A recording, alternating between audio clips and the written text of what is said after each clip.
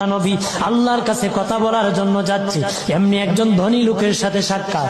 ধনী কয়, মুসা রে, ও মুসা, আমার এত ধন হিসাব রাখতে পারি না, আল্লাহরে জিগাইবানি কি করলে আমার ধন কমবে?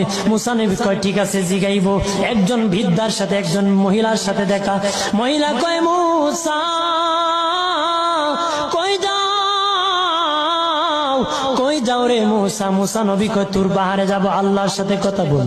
মুসা রে, আল্লাহরে জিগাইবানি, আমি গরিব মানুষ, আমি ভালো কিছু কিনতে পারি না, ছেলে মেয়েকে ভালো কিছু খাওয়াইতে পারি না, ভাঙ্গা গোর, এত গরিব, ভালো করে ঘর বানাইতে পারি না, আল্লাহরে জিগাইবানি কি করলে আমার উন্নতি হবে, ধনী হব, টাকা পয়সা হবে, আল্লাহরে জিগাইবানি।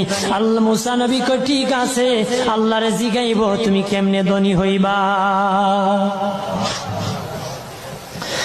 আল্লাহ নবী মুসা নবী তিন রাস্তার মোড়ে যা দেখে একটা লোক বসে আছে, তার দুই হাত নাই, দুই পা নাই, দুই হাত নাই, দুই পা নাই।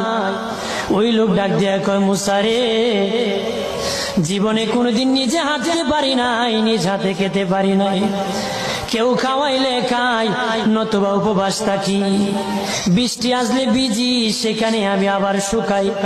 ও মুসা, জীবনে কোনো কাজে দুনিয়ার লাগি নাই, আল্লাহরে জিগাইবানি কোন কারণে আমারে বানাইছে?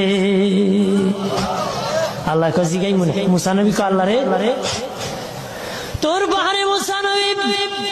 মুসা ছিল কালিমুল্লাহ, কথা বলার প্রেম ছিল, কথা বলতো, কথা বলার প্রেম ছিল। কথা বলতে বলতে শেষ দিকে আল্লাহ গো, আসার সময় তিনটা লোক আমার কাছে প্রশ্ন করেছে। একজন লোক হলো ধনী, কিভাবে তার ধন কমবে গো? আল্লাহ বলেন, মুসা রে, তারে জানায়া দাও, যাকাত দেওয়া যেন বন্ধ করে দে, শুকরিয়া আদায় করা যেন বন্ধ করে দে, তাহলে আমি প্রভু আল্লাহ সুবহানাহু ওয়া তাআলা তার ধন কমায়া দিব। যদি শুকরিয়া আদায় বন্ধ করে, তাহলে ধন আমি কমাই।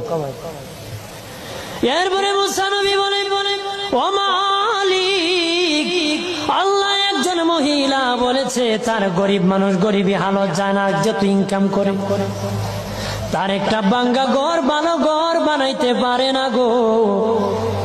ও প্রভু, কি করলে তার ঘর উন্নতি হবে, তার অবনতির থেকে উন্নতি হবে?